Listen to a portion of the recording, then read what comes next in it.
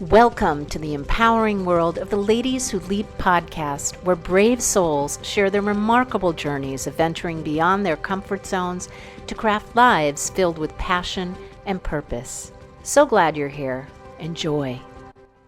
Hi, welcome to Ladies Who Leap podcast. I'm so glad that you're here. Today I am welcoming Angela Yender. She turned her 40-year battle with dieting and body shame into a revolutionary approach to midlife wellness. Now serving as a trusted expert who helps accomplished women rediscover their energy, confidence, and food freedom without another restrictive diet. I love that, food freedom. I like what Oh, so I like that those two words together seem to have a lot of impact to me. They resonate with me. Welcome. mm. Thank you, Lisa. It's so good to be here. And I just want to thank you for putting this podcast together. You have so much inspiration that you're giving so many women. I just love listening to your podcast. So thank you for what you do. Thank you. So I always love to start with a guest's childhood. Your journey of keeping, a healthy weight started when you were super young. Can you talk about that journey and how it inspired you in the work that you do today? Mm. Well, it was third grade when I put myself on my first diet, Mm. if you can imagine. But there was a lot of noise in the 80s around women and diet culture. And I had three older sisters, aunts, cousins. Everybody was talking about it. And I was the biggest kid in my class. I'm a 6 foot tall person now, and I was very tall in third grade as well, and a big girl. So I knew I stood out and I wanted to be small like the other girls and skinny and cute.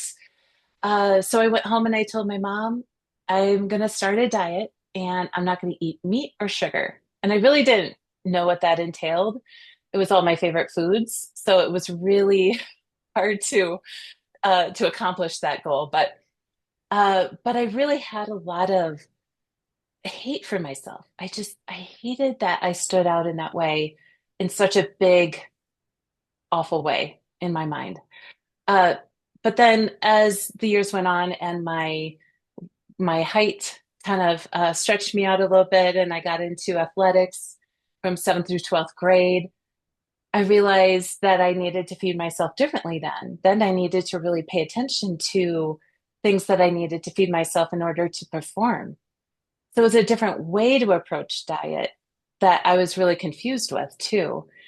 Um, so kind of going through those different paths growing up, I feel like it really inspires me to help the women that go through it now, that come to me and I just want to be skinny. I just kind of want to fit in. And the women who come to me and say, I need my body to perform. I'm in midlife and I want it to be strong. So, working with those messages, uh, past belief patterns that people have, I really love that because I've been there. I get where they're coming from. So, it's always, your childhood always inspires where you are today. And I really feel like that always comes full circle for me. Yeah, I feel that the best coaches are the ones that have experienced what they're helping others with, right? Hmm. Yes. Yeah. And you've taken several leaps in your life, with one that happened in your 20s. Can you explain that experience and what made you aware that a change had to be made? So I had a really big job. I was a communications director for a nonprofit, and we had this big event. One of them was the 2004 Ice Palace, and I was working 80 hours a week. I was communications director. I I was not qualified for the job, so I put a lot of time in to fake it. Uh, so uh, what I found was I was depleting myself all the time of energy. I was beyond stressed. My hair was getting really brittle. Things were really changing, and I wasn't feeling great. Obviously, you can't keep that kind of a schedule up for very long. And so after the event ended, I did not return back. I quit that job. And even though there was this wonderful path laid out for me, I could have really picked from a lot of different avenues in my career at that point. A lot of people knew me at that point. I stopped and I took a 180 and I decided to be a weight loss counselor at LA Weight Loss Centers because it's almost like this knowing of I need to get myself put back together.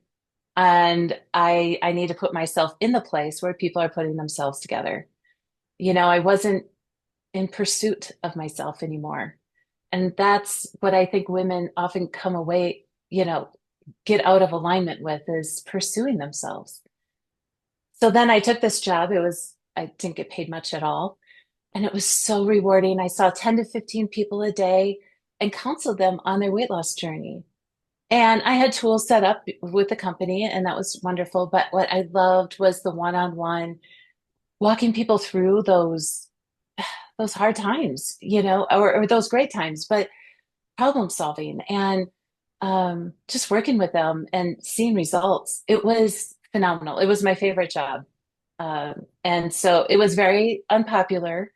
And I had a lot of people, just kind of leave my life because of that. And that was great. It was kind of like a renewal.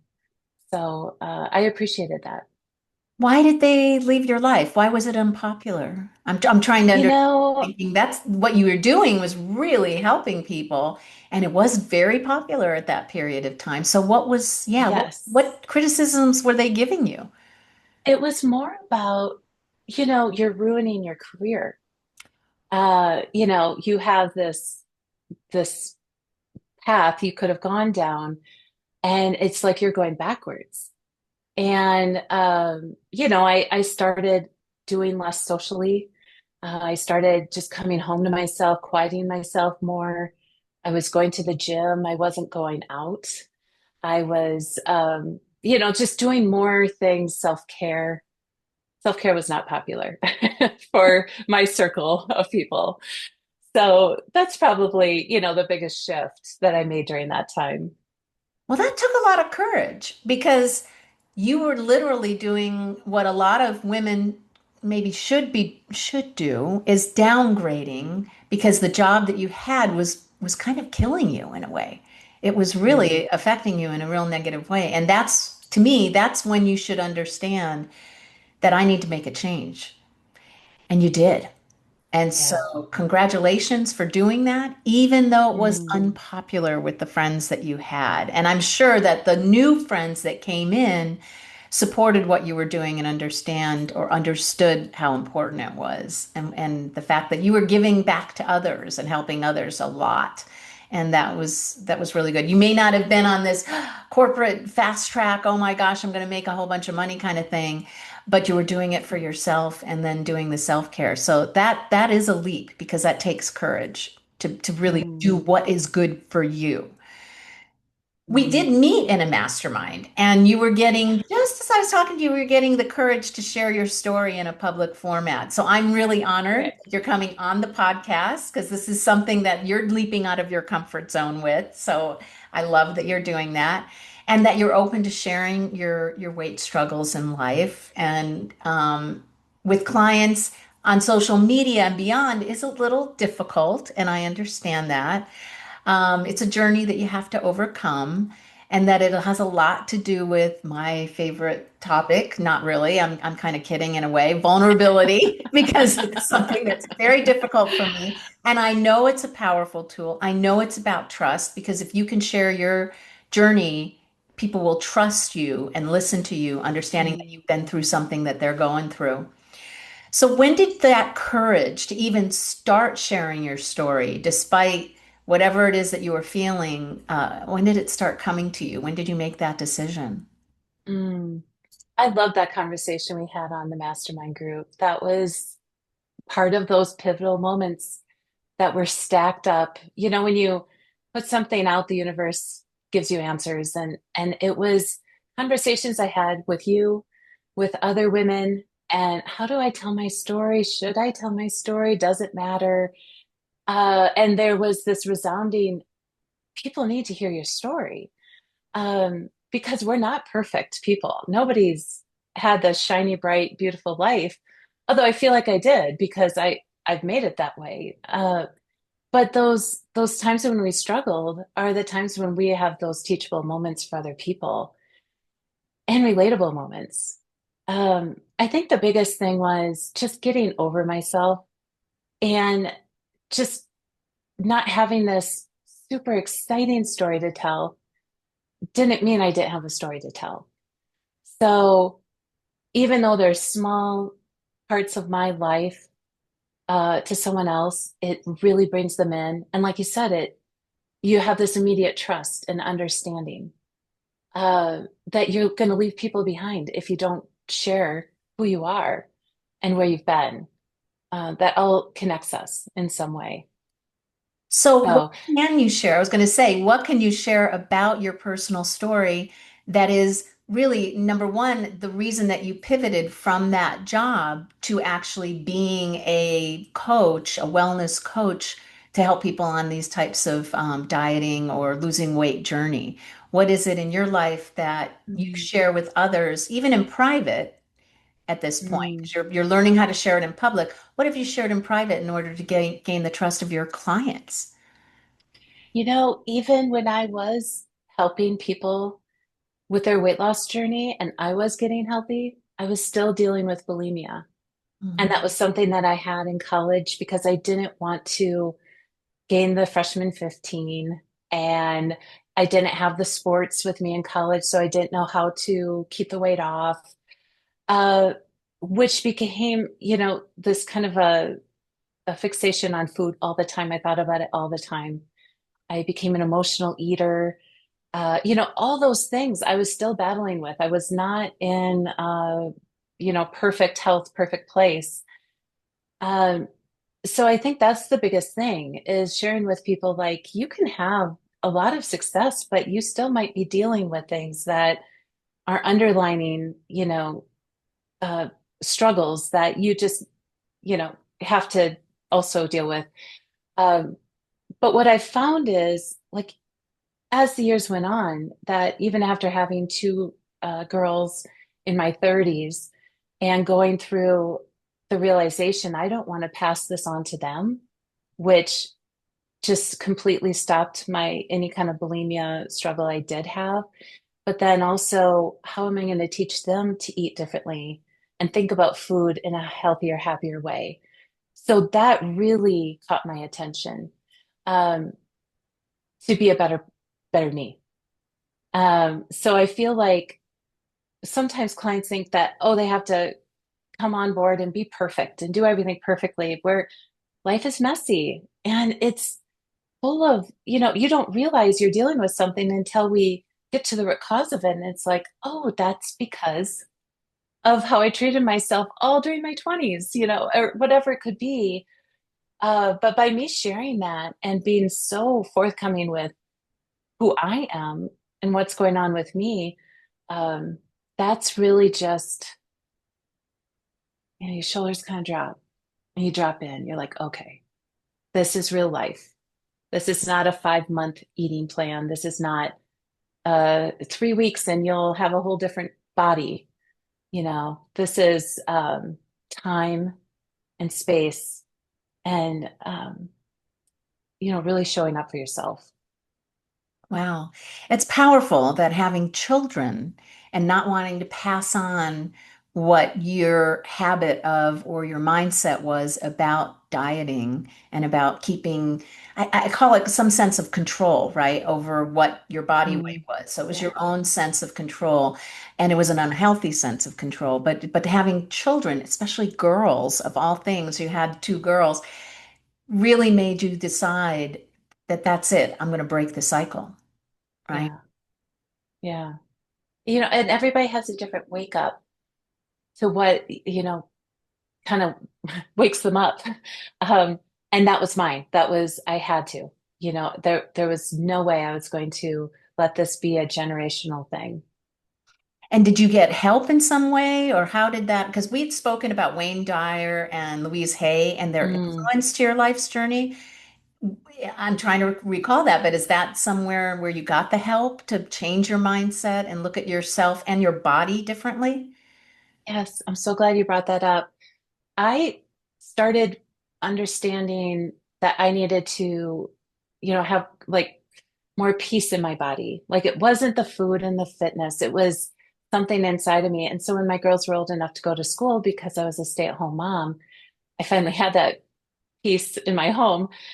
I started finding the Louise Hay messaging and Wayne Dyer messaging to be exactly what I needed because they talked so much about the self-acceptance and self-love. And I never really grasped that. In fact, when I started listening to their work, I was angry. Like, oh, why do I need to get quiet again? Why do I need to talk to myself in a mirror and say, I love you, Angela, exactly how you are right now? I was mad about that. And now when I pass a mirror, and even during doing that work, once I kind of got through the things I needed to work on, I couldn't wait for a mirror to just kind of look at myself and be like, hey, girl, you're good. You're good. You know? Oh my gosh. And I know a good part of self-love in that journey is like somebody said, just high five yourself in the mirror every morning and say, I love you. And It, and also, because as I got older, I struggle, with eating a lot because your metabolism changes. I could eat everything I wanted when I was younger. I was one of those little tiny skinny girls, and I was picked on because I was so skinny. So again, it's all yeah. in the interpretation of yourself, and it's so funny that you say that because I would have loved to have been a tall person. Stretched out Yes. my body and been tall. I felt like being short and skinny and nerdy and glasses, was me being ugly. So everybody is interprets everything. But once you truly and unconditionally love yourself, it Mm, has such an impact on your life and how you look at yourself. Just like you said, when you started passing that yeah. mirror and started looking at yourself differently, that was in your mind. That was your mindset shift. Yeah. Because you could have done that at any moment in time in your life and it would have had an impact, right? What Hmm. message in particular, especially because I'm a huge fan of Louise Hay and her Yeah. positive affirmations and her books, what was specific about what impacted you from their teachings and their information? You Mm. pinpoint something? I I think the biggest thing was how, you can heal your body through your thoughts. That's something that I work with my clients from the very first day is how you talk to yourself matters because your dis-ease in your body um, can create what you wanted to create. So for instance, I got cancer probably half a year after listening to Louise Hay and Wayne Dyer on repeat. And instead of getting scared, it was melanoma. Instead of getting scared, I got curious. I'm like, I wonder why I have cancer. And when I looked it up in Louise's book, she said cancer is hatred of the self. And I thought, and I have skin cancer, which is my entire body. And so I'd already been on this journey. I'd already been on this journey with her, taking off those layers and loving myself. And I thought, okay, I just need to lean into this. Um, so that gave me such a peace and calm, knowing that I just needed to start changing my thoughts around, you know, hating myself. And it was really beautiful. In fact, I didn't even want to have the surgery to remove it because I felt like I had healed myself. I had also done a Reiki session where I felt the cancer had gone. I actually physically saw it leave my body. My husband said, great, that's fantastic. But I think for your family, you need to have the surgery. And I said, okay, I can do that because I already know I'm healed. So I had the surgery and I have this rather large scar here, which is just my reminder of the whole story. And after the surgery, I went back to my doctor and I said, well, what were the results? And he said, well, we found no cancer. And I said, well, I knew that. I knew that. Oh my, So, this yeah. is, I love, love this story because again, when you said what it is that cancer is about, of course, I had had my bout with breast cancer and I had looked it up also. And that was a catalyst for me. too, to Mm-hmm. say, no, I need to understand that I love myself. And I did go through the training of breakthrough sessions that I do that clears those bag of rocks and those limiting beliefs.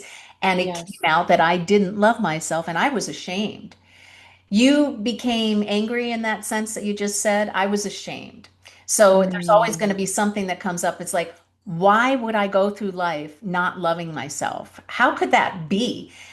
yeah. Then I've done some research, and there's like 50% of the world doesn't love themselves unconditionally. They may Mm, like themselves, care about themselves, think they're, oh, yeah, I'm really cool and everything. But the true loving yourself unconditionally is difficult and is not mhm. there. And it comes from all kinds of past. Your past can come from your genealogically or comes, from graduate generations, excuse me, graduations, generation, past lives, and then usually things that happen before you're about 7 years of age. So it's not Mhm. unusual, but it is unusual for us when we personally experience it. And the anger is pretty, I would think, pretty common because you're thinking to yourself, why wouldn't I'm angry at myself. Why didn't I recognize this sooner? Right. Right, right.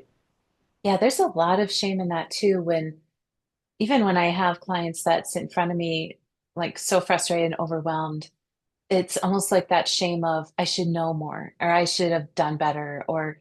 And I think women hold that from a young age, um, for whatever reason. But just to work through that, um, but here's the answer now. You've arrived now, and that's great. We're happy to have you. You've made the decision to make a change in your life. Just to appreciate Yeah. that, no matter what age it's at, right? Yes, yes. So, on those difficult days when you were going through all of these leaps, all these changes in your life, and actually, I will ask, what made you decide to go from where you were working in that job after leaving corporate and into actually coaching yourself? So there was a time in between. So when I left the corporate job and then became a weight loss counselor, that was for a short time because then my family moved to Colorado. My husband and I moved to Colorado. And then I became a stay-at-home mom, which, I did little jobs here and there, but it was nothing significant. It was always around the girls' school time. Um, and then when they got older, my mom asked me, what would you do if you just could do anything and money wasn't an issue? Didn't matter what you were paid. I said, well, I'd be a health coach. And she said, then what's stopping you? Okay, I love your mom. I've never met her. She should be a coach herself. That is exactly the right question that you asked someone. Sorry, I had to say that, but Yep, you, yep, mom. yes, And so that's yes. what it was. It was. And what led up to that was I was always somebody looking for support. So, with the Wayne Dyer and the Louise Hay, that was like my counselors at the time. But then I sought out shamans and stress coaches and energy workers that, I was just constantly in that space of healing my body and being so interested in what else could I do to create a life that was full of health and, um, well, I call it wealth too, because health is wealth. And so I guess that it just all kind of came together and just almost with that permission that my mom gave me, like to go do that. I thought, well, that sounds really fun. Um, I had forgotten that 6 years prior, I had looked up the Institute for Integrative Nutrition. They're a well-known health coaching um, school. And like the next day, I looked them up and I thought, I've seen you before. So it was already kind of on my radar during all that time when I was doing all that research on myself. So this was 2020 2021 when I got my coaching certificate and started actually opening up my own business and coaching people. So it's even though it's been, I mean, that was probably in third grade. I was coaching myself from that point on. I've always been so interested in this field and what makes people tick? What makes people lose weight? What makes people gain weight? What makes people emotionally eat? What makes people perform well? I'm just always so curious. Mm.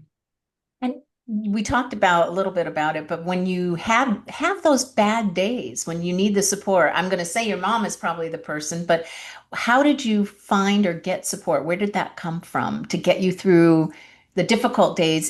Hey, when you start being a coach, there's that imposter syndrome. There's a lot that goes on in your head. As a coach myself, and I've talked to so many, we have Yeah. those days. Who is it or how is it that you get through those days?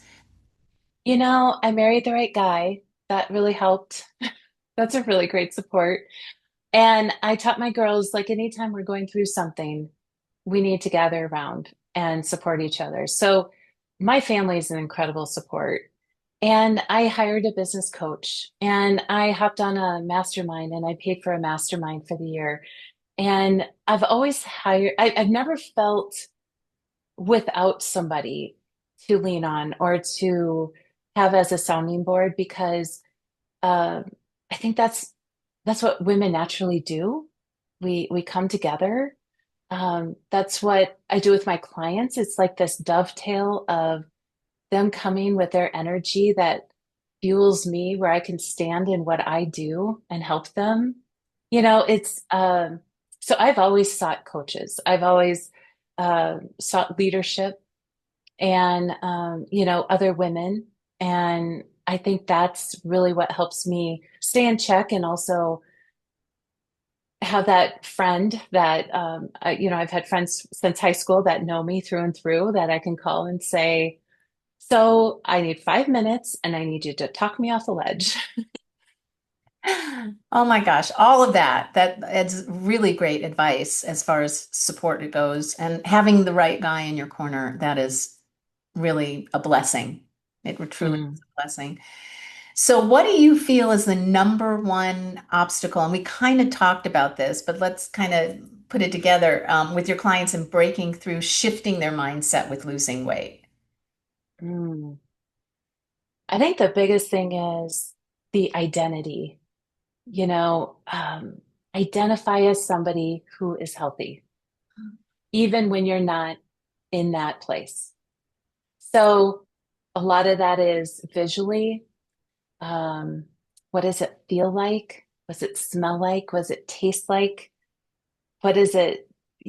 All your senses. What is it going to feel like when you become that person who is healthy? And then start from the very first day when you're 50 pounds overweight or your hormones are out of balance and you can't sleep through the night. Visualizing what it feels like to sleep through the night. Visualize what it feels like to eat a salad and love it. Eat great food and love it. Only have one glass of wine instead of the whole bottle. Those kinds of things. And then getting your mind around that. But it's time and it's care. So it's an attention that you're going to set a boundary around because you need to do this for you. And you need to practice being the person you want to become. So I would say that identity shift is probably the biggest thing that they realize, oh, it's not just tell me what to eat or tell me how to work out. It's like, no, this is where the work begins. You have to identify as somebody who's healthy. And that brings alignment. That brings you back to yourself. And it's not selfish. It's self-care, really. We'll be right back. If you feel stuck in doubt, fear, or low confidence, there's a way forward. I'm Lisa Andria, Emotional Transformation Specialist with Ladies Who Leap Coaching. I can guide you to clear the emotional patterns holding you back so you can trust yourself again, feel confident in relationships, and step into a life of clarity and purpose. Visit ladieswholeap.com and click on the Let's Connect button to start your leap journey today. Now back to the show. Yeah, I've heard some things that people that even lose weight still see themselves as heavy. Mm, That, and I hate that three-letter word, but they still see themselves as heavy, even though they've lost the weight. So you starting with have the identity of being healthy and seeing yourself as healthy is at least getting them on a path. So by the time they are healthy, they now see themselves as the new person that's lost the weight and that looks healthy. Because if they didn't do that, if you didn't have that in your process, they could probably still see themselves as fat even when they lose the weight. And then that is a little mm. self-sabotaging, right? Yeah, it's like people who give up smoking, they have to identify themselves as a non-smoker. It's all those things. Whatever you're trying to become, you have to see yourself there today. Yeah. And but also you have to let people know, who you live with too. Like this is important to me because all these sticky notes are going to go up all over the house all of a sudden. And that's just, that's just training yourself. Some people, when my daughters and I wanted to learn Spanish, we put sticky notes up on this is a cupboard, this is, the sink, this is how you say it in Spanish. And well, why not do it with your goals? Why not do it with things that you want to remind yourself who you are? I think that's a beautiful way to get yourself in that place. Yeah, and that's also putting boundaries in the people that live with you because you're changing some habits of eating habits. And Mhm. it could have an effect on how either you're viewed or just the whole dynamic of what everybody eats in your household. So getting them on board, I'm sure, is that part of what you do with clients is actually either setting the boundaries and saying, okay, I'm going to eat a little differently than I cook for you, or if you'd like to come on this journey with me, we'll all get healthy. Is there a flavor of that with your clients? It all depends on the person. It's so individual. So there's people, yes, they want their entire family to eat different, and that's great. We set plans up for everybody and, just allow that to integrate really easily. And then there's sometimes, don't just take care of yourself. You just need to tweak this meal you made for your family. And that's how I eat. I just kind of tweak meals that I need. But we do more buffet style than, like a big dish. So we can, build our own plate because I have a girl in sports that needs more carbs, or, my husband eats, well, a whole lot more than all of us do, so it's, you just do a shift. And for me, the biggest thing is not taking away anything. What I do is crowd out. So it's kind of like walking into a bully and crowding them out with love. You're not going to take the bully out. You're just going to love on them. And that's going to slowly disinterest the bully. So, just by adding, I had one client that added a salad on top of his pizza. And so that filled him up. So he didn't eat the whole pizza anymore. That's great. Crowd it out. We didn't take away the pizza, but eventually he did it on his own because his body didn't necessarily want that anymore. Oh, yeah, I was going to ask you about a client story that really had an impact on you, even and it's so something that you remember. That's a great story about. I didn't understand what Mm. crowding out meant, but that makes total sense now. Do you have a client story that you can share that really embodies what you do for your clients? You know, so many stories. Um, to pick one is hard, but I would think that, this one client that I had, she was dealing with a um, mental issue, and she was just not seeing how she could, make these changes last. And we just talked about consistency, which is the name of the game, um, but also the loving yourself. And with my client, we have the option to be on an app where we can talk back and forth during the week when we're not actually on a one-on-one call.